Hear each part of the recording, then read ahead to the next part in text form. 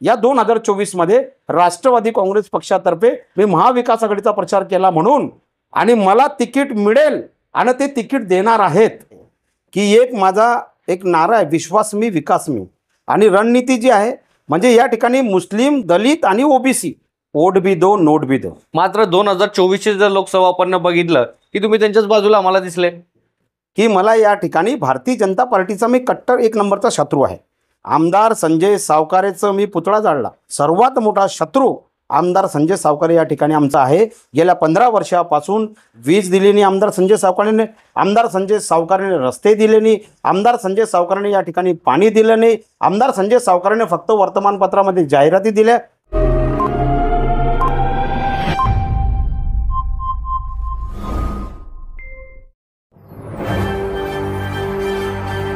मित्रांनो नमस्कार, मी श्रीकांत वानखेडे आणि MH19 न्यूजच्या विधानसभा महासंग्राम कार्यक्रमामध्ये आपलं सर्वांचं स्वागत आहे.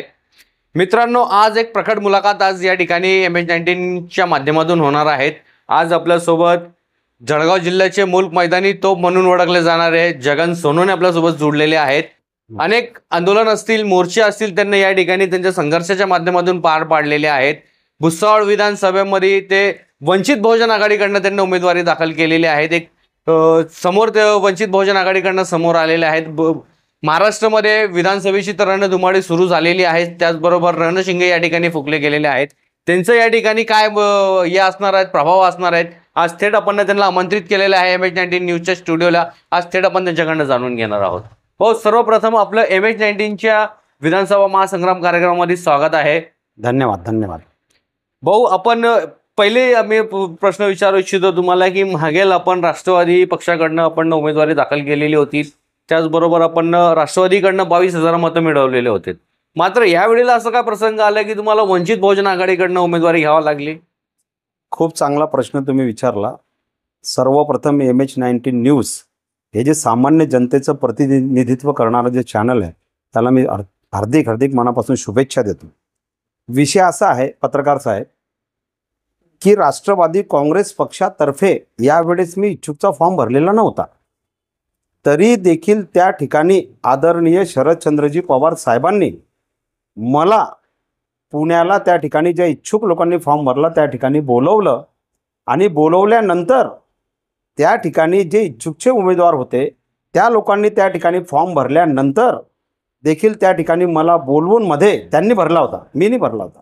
त्यांनी मला तिथे बोलवून त्या ठिकाणी मला भाषण देण्याची संधी मिळाली, बोलण्याची संधी मिळाली, आणि त्यानंतर वगैरे त्या ठिकाणी वगैरे मी स्पष्टपणे सांगितलं की 2019ला त्याच ठिकाणी इच्छुक उमेदवारी त्या ठिकाणी उपस्थित होते, तिथे पवार साहेबही होते. त्या ठिकाणी मी स्पष्टपणे बोललो, साहेब राष्ट्रवादी काँग्रेस पक्षाचं इच्छुक फॉर्म मी भरलेला नाही.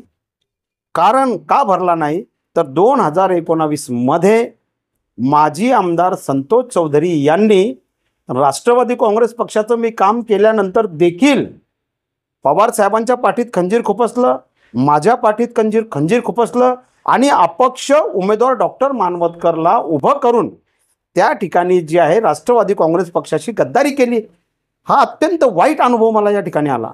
हा म्हणजे ज्याला आपण म्हणतो की हे संपूर्ण जे कडू अनुभव मला या ठिकाणी आले, आणि त्याच्यामुळे मी निराश झालो की त्यांनी बोलवल्यानंतर आजही राष्ट्रवादी काँग्रेस पक्षातर्फे, कारण तुम्ही पाहिलं असेल लोकसभेच्या निवडणुकीमध्ये मी या ठिकाणी भारतीय जनता पक्षासोबत PRPचा प्रदेश उपाध्यक्ष असताना, जळगाव जिल्ह्याचा अध्यक्ष असताना देखील कवाडे साहेबांची युती भारतीय जनता पार्टीसोबत होती, तरी देखील त्या ठिकाणी मी तत्व विचार सिद्धांत मांडणारा माणूस आहे, संविधानवादी नेता आहे.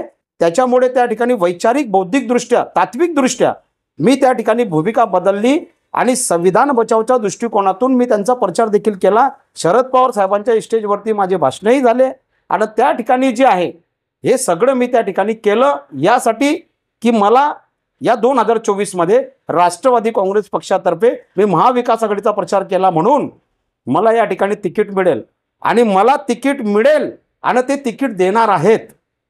ते तिकीट देणार आहेत, परंतु मला ते तिकीट नको आहे. कशासाठी नको आहे? काय कारण हे आहे की 2019ला जर तिकीट घेतल्यानंतरही जर माझे आमदार संतोष चौधरी या ठिकाणी माझा प्रचार करत नाही, वरणगावचे ते जे मंडळी आहे, जे काही आहे 2-4 पदाधिकारी राष्ट्रवादी काँग्रेस पक्षाचे, ते माझ्या विरुद्ध, जसं राष्ट्रवादी काँग्रेस पक्षाचे जिल्हा उपाध्यक्ष राजेंद्र चौधरी यांनी माझ्या विरुद्ध वरणगावमध्ये राष्ट्रवादी काँग्रेस पक्षाच्या अधिकृत उमेदवाराच्या विरुद्ध त्या ठिकाणी अपक्ष उमेदवार डॉक्टर मानवतकर त्या ठिकाणी त्यांचं कार्यालय उघडलं. त्याच्यानंतर या ठिकाणी मग मी का राष्ट्रवादी काँग्रेस पक्षात तिकीट घेऊ? राष्ट्रवादी काँग्रेस पक्षाची लिस्ट जाहीर होण्याच्या आधी मी हा निर्णय घेतलेला आहे की मला माहिती होतं की या ठिकाणी जर राष्ट्रवादी काँग्रेस पक्षाचं पुन्हा जर तिकीट घेतलं आणि ते देणार आहेत, पण मला नको आहे, आता मला हे तिकीट नको आहे, कारण की मला मागचा अनुभव या ठिकाणी आलेला आहे. पुन्हा 2014मध्ये माझी पत्नी नगरसेविका विद्यमान मोलकरीण नेत्या, माजी पंचायत समिती सदस्य वरणगाव, त्यांना या ठिकाणी जे आहे की त्यांनाही तिकीट काँग्रेसतर्फे मिळालं. त्यावेळेसचाही मला अनुभव वाईट आलेला आहे. त्याच्यामुळे मी हे ठरवलं की जर यांचं तिकीट घेतल्यानंतर देखील हे लोक जर आपल्या पाठीत खंजीर खुपसतात, आपला प्रचार प्रसार करत नाही, आणि आता त्यांची यादी येणार आहे आणि मला पूर्ण खात्री होती 100% की ते माझं नाव डिक्लेअर करणार आहेत, कारण पवार साहेब स्वतः मला बोलले होते की मी तुम्हाला कोणत्या परिस्थितीमध्ये तिकीट देईल. परंतु माझा या लोकांवरती विश्वास नाही आहे, कारण हे बिकाऊ आहेत ना. माजी आमदार संतोष चौधरी हे बिकाऊ आहेत, टिकाऊ नाही आहेत. निवडणुकी आल्या की ते आपल्या पद्धतीने आपला सौदा करतात आणि सौदा करून इकडचा जे काही पैसा घेतला की रावेर विधानसभा मतदारसंघामध्ये ते पाठवतात. आणि त्याच्यामुळे जे आहे अनेक उमेदवारांना अशा पद्धतीने त्यांच्याकडून जे काही त्यांच्या अशा पद्धतीने जे पिळवणूक शोषण जे आर्थिक होत आहे, त्याच्यामुळे माझा त्यांच्यावरून विश्वास उडाल्यामुळे मी राष्ट्रवादी काँग्रेस पक्षापेक्षा, आमचं घर आहे ना, आंबेडकरवादी घर आहे, संविधानवादी घर आहे, आमचा रक्ताचा आमचा आंबेडकरी घराण्यातल्या नेत्याची शान वाढवेल ना, का राष्ट्रवादीने काँग्रेसच्या कुबड्या घ्यायच्या? म्हणून या ठिकाणी राजगुरामध्ये गेलो. राजगुरामध्ये बाबासाहेब आंबेडकर जगप्रसिद्ध संविधान निर्माते त्यांच्या घरात पाऊल ठेवलं. आमचे श्रद्धेय आदरणीय बहुजनांचे लाडके नेते बाळासाहेब आंबेडकर साहेबांचं त्या ठिकाणी आशीर्वाद घेतला आणि आदरणीय बाळासाहेब आंबेडकरांनी त्या ठिकाणी मला सांगितलं की आता मी तुमच्या सोबत आहे. तुम्ही 23 तारखेला जेव्हा मतमोजणी होईल त्यावेळेस तुम्ही माझ्याकडे या आणि आमदार होऊन या. राजगुरातून आशीर्वाद घेऊन आलो आहे. आम्हाला कोणाच्या कुबड्याची गरज नाही आहे. आणि मागचा अनुभव वाईट असल्यामुळे मी राष्ट्रवादी काँग्रेस पक्षाची यादी जाहीर होण्याच्या आधी या ठिकाणी मी तुमच्या चॅनलवरती पहिल्यांदा हे जाहीर करतोय, कुठेच जाहीर केलेलं नाही, हे या ठिकाणी तुम्ही लक्षात घ्या. भाऊ, जसं आपण सांगितलंय की आपण 2019 निवडणूक लढवली, त्याच्यामध्ये आपण 22,000 मतं घेतले. त्याच्यानंतर असे तुम्ही त्या ठिकाणी कमी पडले, तसं तुम्ही सांगतायत की राष्ट्रवादीनं तुम्हाला त्या वेळेला मदत केलेली नाही. मग या वेळेला तुम्ही काय रणनीती आखलेली आहे? यावेळेस जे रणनीती माझी जी आहे हे पूर्णपणे जे आहे विकासाची रणनीती जी आहे की माझा एक नारा आहे, विश्वास मी विकास मी. आणि रणनीती जी आहे की दलितांची मतं जी आहे, SC समाजाची ही 50,000 आहे, प्युअर मतं आहे. मुस्लिमांची जी मतं आहेत ते 50,000 आहेत. STची मतं 30,000 आहेत. रिक्षा चालक मालक मोलकरीण OBC समाज मोठ्या प्रमाणामध्ये आहे. म्हणजे या ठिकाणी मुस्लिम, दलित आणि OBC हा आणि मायनॉरिटी हा जो संपूर्ण जो समाज आहे, रिक्षा चालक मालक, शेतकरी वर्ग, या ठिकाणी कामगार वर्ग, ज्यांनी ज्या लोकांसाठी मी जन आंदोलन उभारलेलं आहे, असा संपूर्ण जो वर्ग आहे, या वर्गाला मला जेव्हापासून तिकीट मिळालं तर तुम्ही बघा की या रणनीती जे काही माझं आउट ऑफ समचा फॉर्म्युला आहे सर्वसमावेशक, या रणनीतीच्या आधारावरती मी भुसावळ विधानसभेमध्ये जाणारच. आपण नारा दिलेला आहे की आजी माझी आमदार हटाव, करोडपती आमदार हटाव, आणि रोडपती आमदार जर तुम्ही स्वतःला म्हणून घेतात की रोडपती आमदार लाव. तर भुसावळ विधानसभा म्हणजे कोणतीही विधानसभा लढवत असताना तर या ठिकाणी तर पैसा लागतोच. मग तुम्ही कसं त्या गोष्टी मॅनेज करणार? माझा नारा आहे वोट भी दो नोट भी दो. या ठिकाणी मान्यवर कांशीराम साहेबांनी सर्वप्रथम या देशामध्ये हा नारा दिला, वोट भी दो नोट भी दो. बहन मायावतीजींनी वोट भी दो नोट भी दो हा नारा दिला. आणि मागे एकदा काँग्रेसचे नेते राहुलजी गांधी हे पण त्या ठिकाणी नागपूरला येऊन गेले आणि त्यांनी पण त्या ठिकाणी असं मोठमोठे त्या ठिकाणी जे आहे की पैसे तुम्ही या ठिकाणी टाका अशा पद्धतीने स्कॅनर ठेवले सभेच्या ठिकाणी. त्याच्यामुळे एवढे करोडपती लोक जर या ठिकाणी हे जे आहे वोट भी दो नोट भी दो हे अभियान चालवतात, तर माझ्यासारखा शेतकरी, शेतमजूर, कष्टकरी, कामगार, रिक्षा चालक मालक, मोलकरीण, गोरगरिबांचे जे मतं आहेत हे माझ्यासाठी जे आहे त्यांचं धन दौलत, हे वोट बँक जी आहे, ही वोट बँक जी आहे ती माझ्यासाठी धन दौलत आहे. आणि त्याच्यामुळे जे आहे त्यांच्याकडून मला पूर्ण खात्री आहे की वोटही देतील आणि नोटही देतील. त्याच्यामुळे हे अभियान मी चालवलेलं आहे. गरीब कार्यकर्ता आहे, रस्त्यावरचा कार्यकर्ता आहे, पैसा लागतो निवडणुकीला. आणि पैसा जो आहे, सर्वसामान्य जनता मला मतही देणार आहे आणि मला पैसाही देणार आहे, वोटही देणार आहे आणि नोटही देणार आहे. त्याच्यामुळे मी या बळावरती हे निवडणूक जिंकणार आहे. आपण जसं म्हणतात आहे की संतोष चौधरीनं आपल्यासोबत घात केला एक प्रकारे, आपण तुम्ही तुमच्या भाषेचं सांगितलं गेलं की आपण 2019 मध्ये आपण बघितले की त्यांना तुमचा विरोध केला आणि एक अपक्ष उमेदवार या ठिकाणी दिलं. मात्र 2024चे जर लोकसभा आपण बघितलं की तुम्ही त्यांच्याच बाजूला आम्हाला दिसले. बरोबर आहे, एकदम चांगला प्रश्न तुम्ही विचारला. मला एक तुम्ही सांगा की रावेर लोकसभा मतदारसंघामध्ये जर मी निर्णय घेतलेला आहे की मला या ठिकाणी भारतीय जनता पार्टीचा मी कट्टर एक नंबरचा शत्रू आहे आणि भारतीय जनता पार्टी ही संविधान विरोधी आहे, भारतीय जनता पार्टी ही मनुस्मृतीवादी आहे, भारतीय जनता पार्टी ही विषमतावादी आहे, भारत जलाव पार्टी आहे. त्याच्यामुळे भारतीय जनता पार्टी ही आरक्षण विरोधी आहे, SC ST OBCच्या आरक्षण विरोधी भारतीय जनता पार्टी आहे. भारतीय जनता पार्टीने कामगार विरोधी, फॅक्टरी कामगार विरोधी धोरण, त्याच्यानंतर जे आहे दीपनगर कामगार विरोधी धोरण, त्याच्यानंतर रेल्वे कामगार विरोधी धोरण, संपूर्ण देशामध्ये खाजगीकरणाच्या माध्यमातून SC ST OBCचं आरक्षण तर संपवायचंच, पण त्याचबरोबर जे आहे आरक्षण संपवून आणि या ठिकाणी ते खाजगीकरणाचे पुरस्कर्ते आहे. त्याच्यामुळे या ठिकाणी भारतीय जनता पार्टी माझा एक नंबरचा शत्रू असल्यामुळे आणि भारतीय जनता पार्टीला हरवायचं आहे. भारतीय जनता पार्टी संविधान बदलणार आहे. बाबासाहेब आंबेडकरांनी 1927ला मनुस्मृती जाळली, राष्ट्रीय स्वयंसंघाची स्थापना 1925ला झाली. पुढच्या वर्षी 2025ला राष्ट्रीय स्वयंसंघाला 100 वर्ष होणार आहेत. मनुस्मृती जाळल्याचा बदला या ठिकाणी हे जे आहेत मनुस्मृती जाळण्याचा बदला RSSचे आणि भारतीय जनता पार्टीचे लोक पुढच्या वर्षी या ठिकाणी जे भीमस्मृती आहे, जे 140 कोटी जनतेची बाबासाहेब आंबेडकरांनी लिहिलेलं जे संविधान आहे, हे संविधानवादी भीमस्मृती बदलवून त्यांना या देशामध्ये मनुस्मृतीवर आधारलेलं जे संविधान आहे ते पाहिजे. मग संविधान धोक्यात असताना, आरक्षण धोक्यात असताना, या ठिकाणी जे कामगार विरोधी धोरण असताना, अशा पद्धतीने त्या ठिकाणी एक श्रीराम पाटील हा राष्ट्रवादी काँग्रेस पक्षाचा उमेदवार होता आणि माझा त्यांना पाठिंबा होता. त्याच्यामुळे त्या ठिकाणी जुना मित्र आहे माझा, एका स्कूटरवर फिरलो आम्ही, माजी आमदार आणि संतोष चौधरी आणि मी. त्याच्यामुळे जे आहे अनेक वर्ष बहुजन एकता महामेळाव्याच्या माध्यमातून त्या ठिकाणी माझी देखील उमेदवारी या ठिकाणी माजी आमदार संतोष चौधरींनी डिक्लेअर केलेली आहे. एवढं सगळं असताना देखील अनेक वेळा मी संतोष चौधरी तुरुंगात असताना, अनिल चौधरी तडीपार असताना मी या ठिकाणी सत्ता आणलेली पूर्ण शहराला माहिती आहे.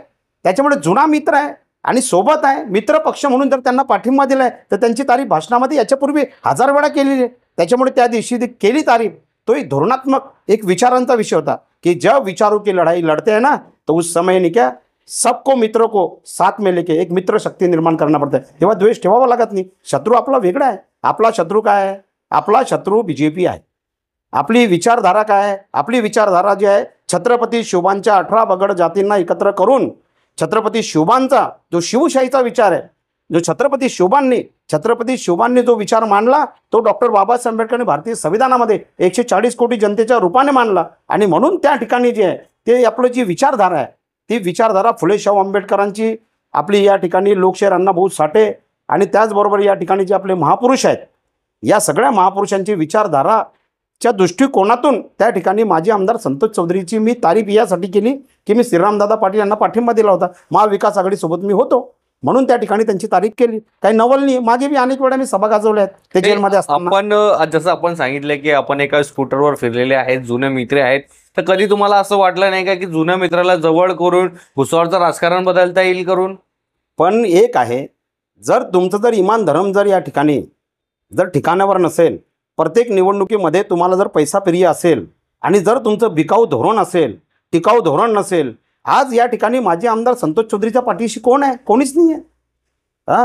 संपूर्ण त्यांची टीम फिरली असताना देखील 27,000 मतं डॉक्टर मानवतकर घेतो आणि माझ्या पाठीशी मी कोणाला चहा नाही पाजली, कोणाला पाणी नाही पाजलं, कोणासोबत मी या ठिकाणी जे काही एक पैसा न दिला तरीही 22,000 मतं घेतले. तर मग अशा पद्धतीने जर तुम्हाला जर राजकारण करायचं असेल तर तुम्ही 2009ला मला का तिकीट दिलं नाही? 2014ला तुम्ही मला का तिकीट दिलं नाही? मला माझ्या पत्नीला तिकीट मिळाल्यानंतर तुम्ही का प्रचार केला नाही? 2000 तुम्ही या ठिकाणी 19ला मला तिकीट मिळालं राष्ट्रवादी काँग्रेस पक्षातर्फे, तुम्ही राष्ट्रवादी काँग्रेस पक्षाचे असताना का माझं तुम्ही या ठिकाणी जे आहे तुम्ही मला मदत केली नाही? अनेक वेळ आम्ही तुम्हाला या ठिकाणी सत्तेमध्ये आणलेलं आहे.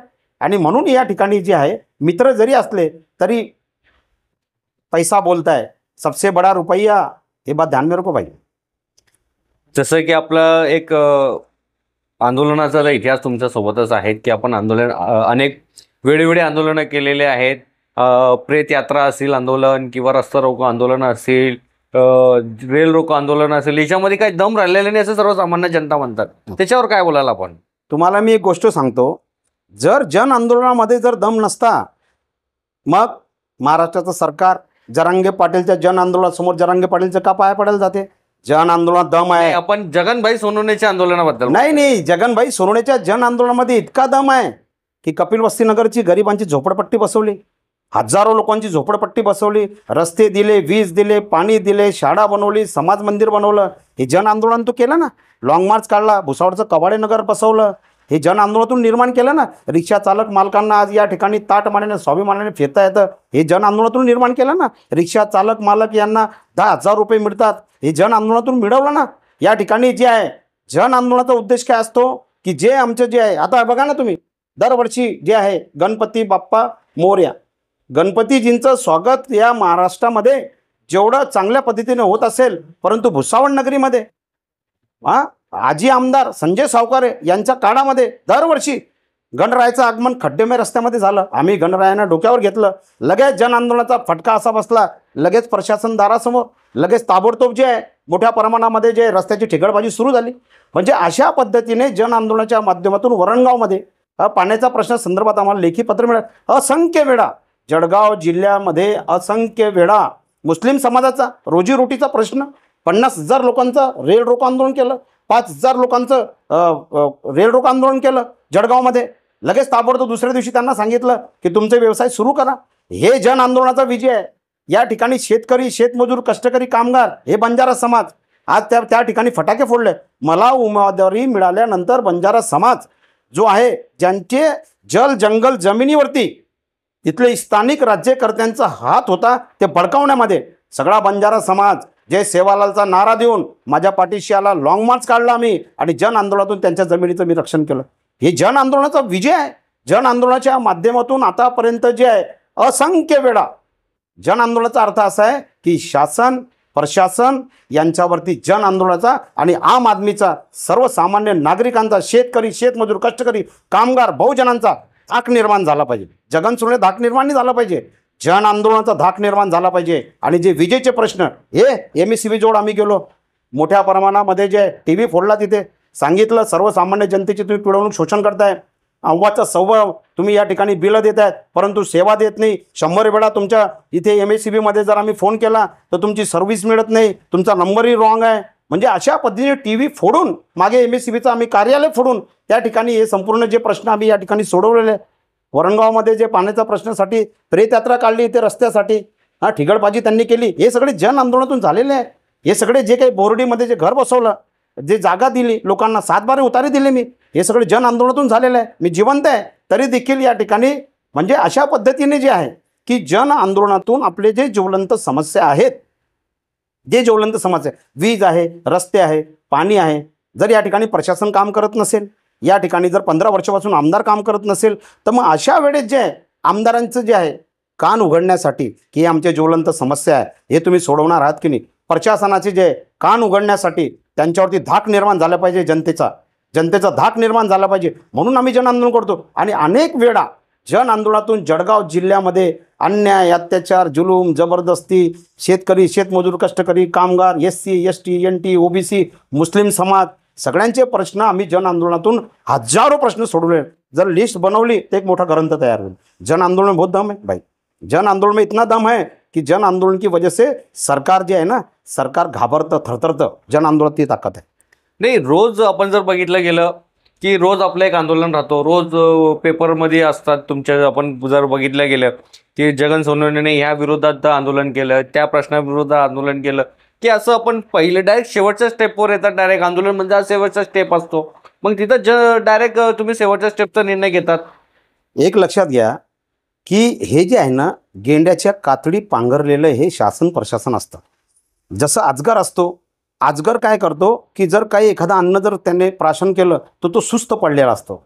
एखादा जर आपल्या शेतामध्ये शेतकरी जेव्हा नांगरतो तर त्या ठिकाणी जे बैल चालतो तर त्या बैलांना तो आरी टोचतो. तर आरी जी आहे ना, आरी ही जन आंदोलनाची यारी आवश्यक आहे. जे जे सुस्त पडलेले आहेत, जे शासन प्रशासनातले सुस्त पडलेले अधिकारी आहेत, जे गेंड्याचे कातडी पांघरलेले अधिकारी आहेत, तर त्या ठिकाणी नाही का रिक्षा चालक मालक असेल, व्हॅन कामगार असेल, बाकीचे इतर दीपनगरचे कामगार असेल, फॅक्टरी कामगारांसाठी मी अर्धनग्न आंदोलन केलेलं आहे, रेल रोको केले, एस.टी कर्मचाऱ्यांसाठी मी या ठिकाणी बसवरती चढून आंदोलन केलेले आहे. या ठिकाणी भुसावळला जे अनेक वेळा 11 रेल्वे स्टेशन कॅप्चर करून जळगाव जिल्ह्यामध्ये एकाच दिवशी मी रेल रोको आंदोलन करतो. 18 तास मी रेल रोको आंदोलन केले. फक्त हे जन आंदोलन जनतेच्या हितासाठी असतात आणि जनतेचे प्रश्न मांडले जातात. एवढी हिंमत जन आंदोलनाची कोणत्या सामान्य नागरिकामध्ये नाही आहे. हमारे में है, हम नहीं डरते. जो मर्द रहते छत्रपति शिवा के, जो भीमा कोरेगांव की औलाद है, वो बाबा साहेब अम्बेडकर, फुले शाह अम्बेडकर, लोकशाहीर अन्ना बोस हटे, इनके सैनिक है. उनको तो जन आंदोलन करना ही पड़ेगा, क्योंकि कोई हमारी आवाज़ सुनता नहीं और कोई हमारी आवाज़ को जो है न्याय इंसाफ देता नहीं. इसके लिए जन आंदोलन ये जारी रहेगा, मरते दम तक, आखिरी सांस तक जारी विद्यमान आमदारांच्या विरोधात आपल्याला आंदोलन अजूनपर्यंत दिसलं नाही. 1000 वेळा. आमदार संजय सावकारेचं मी पुतळा जाळला. आमदार संजय सावकारेचं पुतळा जाळून बाजारपेठ पोलीस स्टेशनला माझ्यावरती गुन्हा दाखल झाला. तारीख पे तारीख भुसावळ शहरामध्ये चालू आहे. जसं जन आंदोलनाच्या माध्यमातून RPF, GRP, police force, military यांच्यासोबत लढून अनेक असंख्य वेळा जन आंदोलनाच्या माध्यमातून जे काही गुन्हे दाखल झाले त्याची बी तारीख पे तारीख चालू आहे. सर्वात मोठा शत्रू आमदार संजय सावकारे या ठिकाणी आमचा आहे. गेल्या 15 वर्षापासून वीज दिली नाही आमदार संजय सावकारेने. आमदार संजय सावकारेने रस्ते दिले नाही. आमदार संजय सावकारेने या ठिकाणी पाणी दिलं नाही. आमदार संजय सावकारेने फक्त वर्तमानपत्रामध्ये जाहिराती दिल्या, फक्त नारळ फोडलं. ते नारळमधलं पाणी जे आहे ते फक्त आमदार संजय सावकारे आणि त्यांच्या चमचे दलालांनी पिलं. आमदार संजय सावकारेने काम चांगलं केलेलं आहे. त्यांची तारीफ करावी लागेल की त्यांचे जे नगरसेवक, जे त्यांचे चमचे दलाल हस्तक आहेत, ते त्यांच्या मुलांना त्यांनी ठेकेदार केलं आणि त्यांनाच त्यांनी कामं मिळवून दिले. परंतु जर या ठिकाणी जनता जनार्दनाच्या आशीर्वादाने या ठिकाणी जर आमदार होण्याचा, आणि आमदार मी होणारच आहे जनतेच्या आशीर्वादाने, परंतु आमदार झाल्यानंतर मी सर्वात पहिले एक काम करेल की बेरोजगार जे युवक आहे, सर्व जातीचे सर्व धर्माचे, त्या लोकांना मी या ठिकाणी बेरोजगारांना सर्वात पहिले कॉन्ट्रॅक्ट देईल. हे जे यांची जी चमचेगिरी दलाली हे जे सुरू आहे, या सर्वांना मी आळा घालेन. आणि जे जे सुशिक्षित एज्युकेटेड पोरं आहेत, ज्यांची इच्छा आहे काहीतरी करण्याची, व्यवसाय करण्याची, बिझनेस करण्याची, परंतु त्यांना या ठिकाणी कुठल्या पद्धतीचं भांडवल नाही आहे, बेरोजगार आहे, गुन्हेगारीकडे वळतोय, कुठल्या पद्धतीने त्या ठिकाणी त्यांना आधार मिळत नाही आहे, असे जे जे लोक आहेत बेरोजगार, अशा सर्व पोरांना सर्वात पहिले आमदार झाल्यानंतर कॉन्ट्रॅक्ट देईल मी त्यांना ठेकेदार बनवेल. आणि जे जे लोक चमचे दलाल असतील आजी माझ्या आमदारांचे, त्यांना मी अजिबात या ठिकाणी काम देणार नाही. फक्त बेरोजगार तरुणांना भुसावळचं मी काम देणार आहे. आमदार संजय सावकारेच्या विरुद्ध सर्वात जास्त या 15 वर्षामध्ये जर कोणी लढलं असेल तर फक्त जगन सोनवणेच्या व्यतिरिक्त कोणी लढलं नाही. कारण 15 वर्ष त्यांचं काम दिसत नाही आहे. 15 वर्षापासून आमदार संजय सावकारेचं एखादं काम दाखवा, मी तुम्हाला या ठिकाणी जे 1 लाख रुपये इनाम द्यायला तयार आहे. परंतु या ठिकाणी आतापर्यंत 15 वर्षामध्ये कोणता जनता दरबार आमदार संजय सावकारेंनी भरवला? मी जनता दरबार भरवणार आहे. या ठिकाणी जनता तक्रार पेटी आतापर्यंत 15 वर्षामध्ये ठेवली का त्यांनी? नाही ठेवली. मी जनता तक्रार पेटी ठेवणार आहे. आतापर्यंत त्यांनी जे आहे कुठल्या पद्धतीचं जे आहे महिलांना आतापर्यंत उद्योगाच्या दृष्टिकोनातून कुठे घरघर वगैरे उद्योग मिळून दिला का? नाही मिळून दिला. मी त्यांना महिलांना घरघर उद्योग मिळून देणार आहे. भुसावळ शहरामध्ये बसस्टँड जे आहे त्याच्यासाठी मी आंदोलन केलं. भुसावळचं बसस्टँड ते गावाबाहेर या ठिकाणी हलवू शकलेले नाही आहे. त्या ठिकाणी काजीत पाहिलं तर चिखल आहे, ते काम करू शकले नाही. रस्त्याचा, विजेचा, पाण्याचा असा कोणताही प्रश्न शेतकरी जे आहेत, शेतकऱ्यांचा आतापर्यंत कुठल्याच पद्धतीचे दुष्काळाचे पैसे त्यांना मिळालेले नाही आहेत. यांना आमदार म्हणतात. असे आमदार पाहिजे का आपल्याला? आपण जसं म्हणतात जे नाकर्ते आहेत, कामचोर आहेत, आमदार संजय सावकारे असा आमदार आता नको आहे. लोकांना काय पाहिजे? ना जात, ना पात, ना धर्म, ना पंथ, ना भाषा. यावेळेस लोकांमध्ये जगन सोनवणे नावाची लाट निर्माण झाली. जसं तिकीट श्रद्धेय बाळासाहेब आंबेडकर साहेबांनी मला जाहीर केलं, दीपनगरचे सर्व कामगार रस्त्यावरती आले आणि फटाके फोडले. वरणगाव फॅक्टरीचे कामगार आले, भुसावळ फॅक्टरीचे आले. या ठिकाणी मोठ्या प्रमाणात रिक्षा चालक मालक रस्त्यावरती आले, मोलकरीण आले, गरीब आले. सर्व जाती धर्मीय जो एकदम गरीबातला गरीब माणूस आहे त्याला आनंद झालेला आहे. आणि या ठिकाणी त्यांनी फटाके फोडून सो खर्चाने हा आनंद या ठिकाणी साजरा केलेला आहे. म्हणून या ठिकाणी जगन सोनवणे नावाची लाट निर्माण झालेली आहे.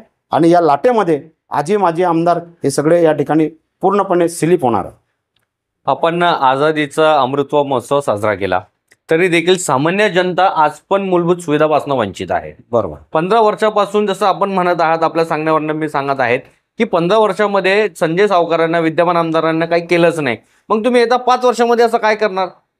5 वर्षामध्ये मी तुम्हाला सांगतो, एकदा संधी मिळाली तर 5 वर्ष खूप आहे माझ्यासाठी नाही का. 365 दिवस 24 तास मी जनतेसाठी राबतो, जनतेसाठी काम करतो. मी या ठिकाणी एका वर्षामध्ये पूर्णपणे वरणगाव, कंडारी, साकेगाव, कुरा आणि त्याचबरोबर भुसावळ शहर आणि विधानसभा मतदारसंघातला संपूर्ण पाण्याचा प्रश्न सोडून दाखवतो. फक्त एका वर्षामध्ये या भुसावळ शहरामध्ये सिटी बस चालवून दाखवतो. एका वर्षामध्ये या भुसावळ शहरामध्ये मोठ्या प्रमाणामध्ये दीपनगरपासून तर संपूर्ण या पट्ट्यामध्ये यापूर्वी मी अनेक बेरोजगार पोरांना दीपनगरमध्ये जेवढे लागलेले आहेत त्याच्यापैकी अर्ध्या पोरांचे चुला मी पेटवलेला, अर्ध्या पोरांना मी त्या ठिकाणी रोजगार दिलेला. त्या पद्धतीने मी या ठिकाणी एका वर्षामध्ये मोठ्या प्रमाणामध्ये भुसावळची जी काही अवस्था आहे नगरपालिका शाळांची, ते अवस्थाही बदलून टाकेल. नगरपालिके दवाखाना जे आहेत किंवा हे जे आहे तुमचं साखेगावचा दवाखाना किंवा भुसावळचा नगरपालिका दवाखाना, या ठिकाणी आपला रुग्ण गेल्यानंतर त्यांना त्या ठिकाणी औषधी मिळत नाही. हे चित्रही मी या ठिकाणी बदलून टाकणार आहे. शेतकऱ्यांना न्याय मिळत नाही, कामगारांना न्याय मिळत नाही, बेरोजगारांना या ठिकाणी कामधंदा मिळत नाही.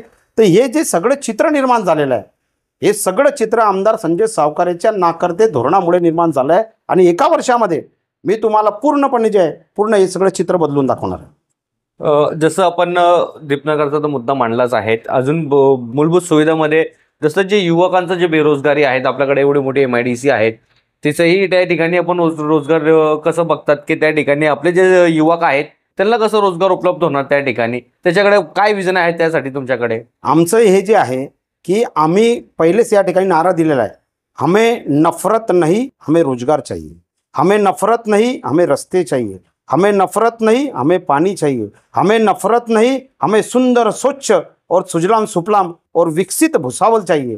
हा नारा मी या ठिकाणी दिलेला आहे. त्याच्यामुळे या MIDC मध्ये तुम्ही चौकशी करा, दीपनगरमध्ये चौकशी करा, कोण तिथे कोणत्या माणसाचे त्या ठिकाणी जे आहे जवळचे माणसं त्या ठिकाणी त्यांना पाकिट सुरू आहे. परंतु बेरोजगारांना त्या ठिकाणी कुठल्याच पद्धतीचे हे संपूर्ण औद्योगिक एरियामध्ये कुठल्याच पद्धतीने त्या ठिकाणी रोजगार मिळालेला नाही आहे. परंतु या ठिकाणी मी स्वतः जातीने लक्ष घालून जसं अनेकांना दीपनगरमध्ये रोजगार दिलेला आहे त्या पद्धतीने MIDCचा संपूर्ण विकास करेल. भुसावळ विधानसभा मतदारसंघामध्ये विश्वास मी संपूर्ण सर्वांगीण विकास, आपकी बार संविधान सरकार, आपकी बार जनता राज, अशा पद्धतीने जे वातावरण निर्मिती करून या ठिकाणी झालेली आहे. आणि त्याच्यानंतर जे त्या बळावरती जे पूर्णपणे रोजगार देण्याचा मी प्रयत्न करणार आहे. हे रोजगार नाही देत आहे आमदार संजय सावकारे, रोजगार देत नाही. ते काय देत आहेत?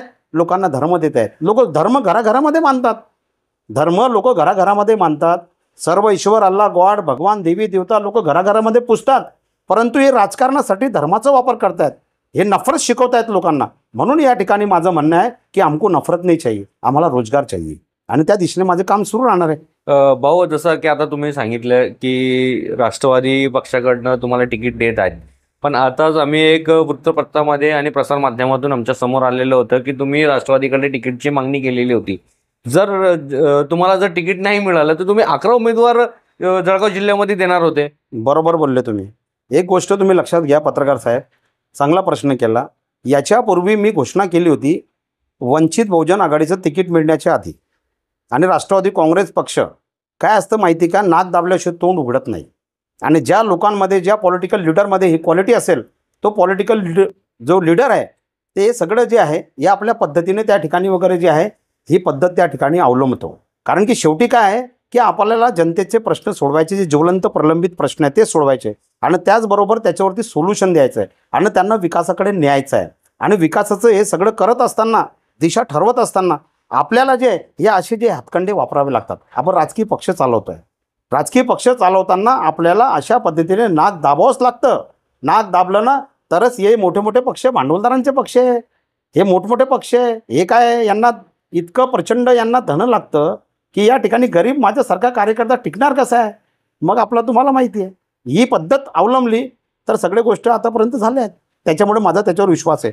नाक दाबा तोंड उघडतं. म्हणून हे सोबळावरच्या ज्या काही घोषणा आपण जे काही केलेल्या होत्या, कारण की या लोकांना जे आहे पूर्णपणे पॉलिटिकल दृष्ट्या जळगाव जिल्ह्यामध्ये मी एक वजनदार लीडर आहे.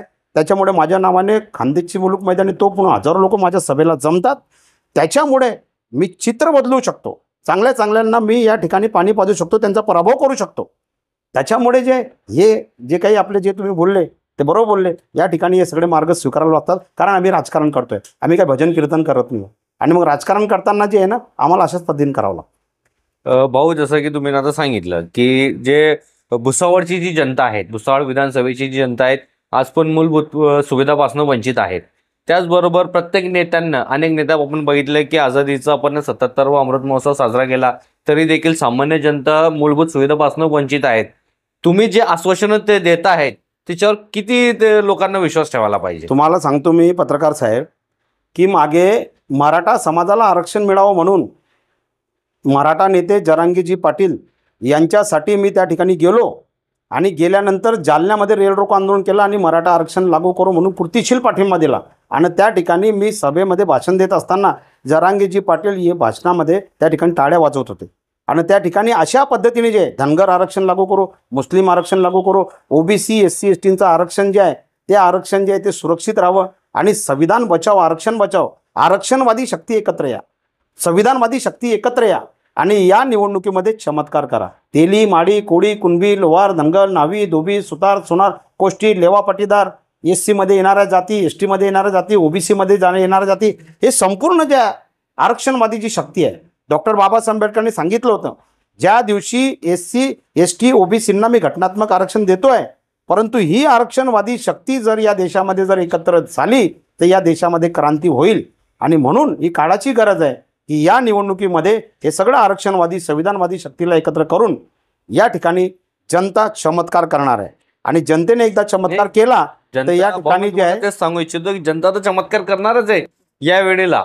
पण जे मी तुम्हाला जे प्रश्न विचारले आहेत की भुसावळमध्ये जी जनता त्रस्त झालेली आहे, त्याच्यामध्ये आपण जनतेला आश्वासन देत आहेत, कारण की MS-19ची न्यूज दर्शक तुम्हाला बघतच आहेत.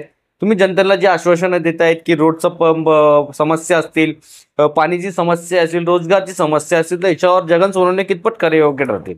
तुम्हाला मी सांगतो, मी आतापर्यंत जे आहे की ज्या वेळेस माझा मुंबईपासून तर पूर्ण महाराष्ट्रामध्ये जन आंदोलनाचा अधिकाऱ्यांवर इतका धाक आहे की नुसता जगन सोनवणेचा जरी फोन गेला तरी या ठिकाणी गोरगरीब शेतकरी, शेतमजूर, कष्टकरी, कामगार, रिक्षा चालक, मालक सगळ्यांचे कामं होऊन जातात.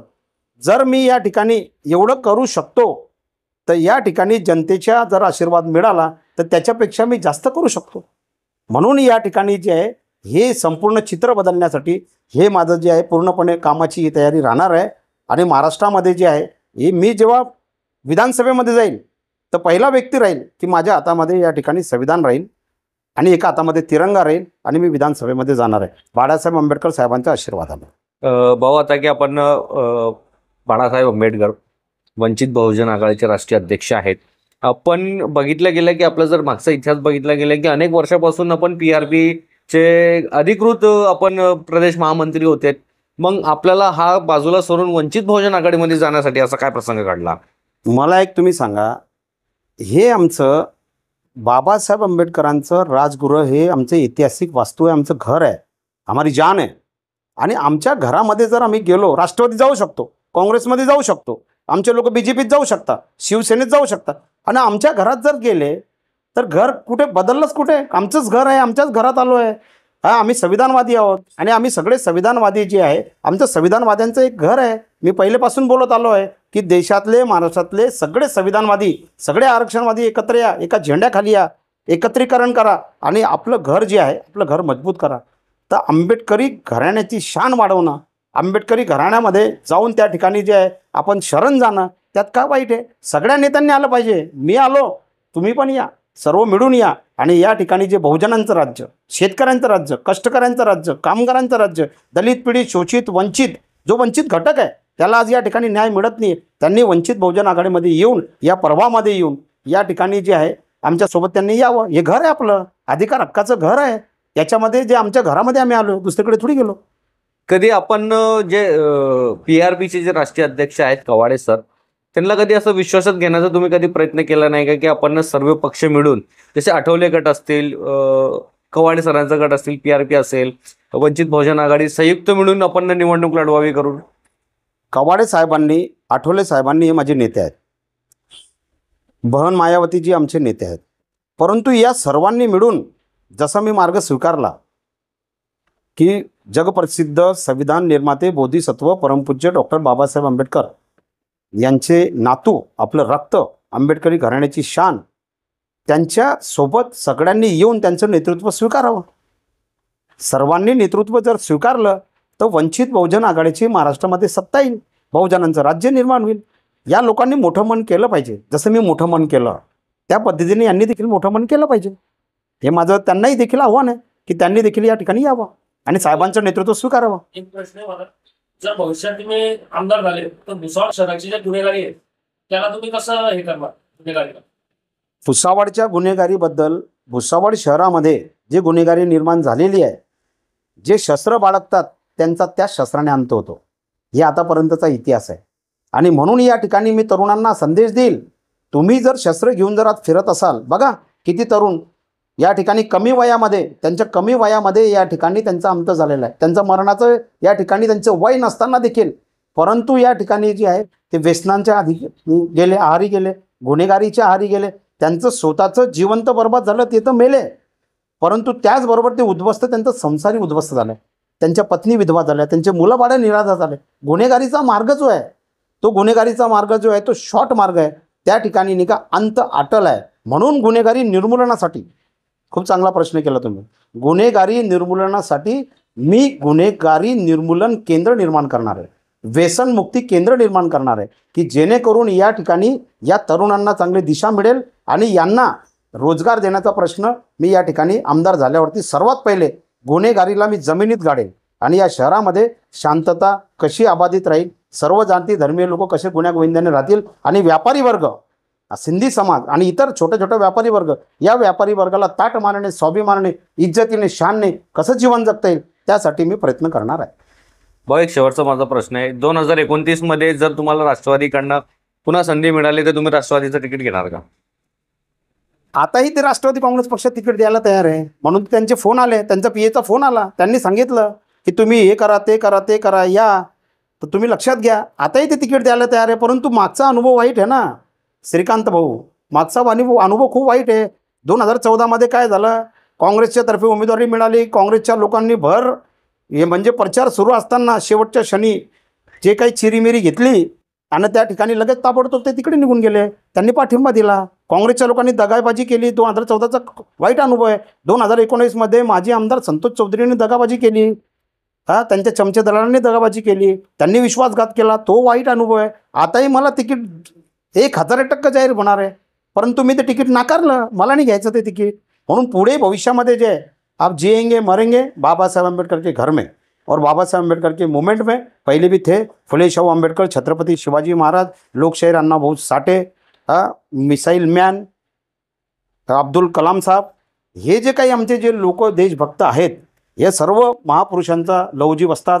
त्याचबरोबर राष्ट्रमाता मासाहेब अहिल्यादेवी होळकर, राष्ट्रमाता मासाहेब जिजाऊ, राष्ट्रमाता रमाई, राष्ट्रमाता क्रांतिज्योती सावित्रीबाई फुले, हे जे काही आमची विचारधारा आहे, या विचारधारेच्या नुसार मी पुढेही भविष्यामध्ये काम करणार आहे. परंतु या ठिकाणी जे आप सिर्फ बस अपना ही, दुसऱ्यांच्या कुबड्या नको.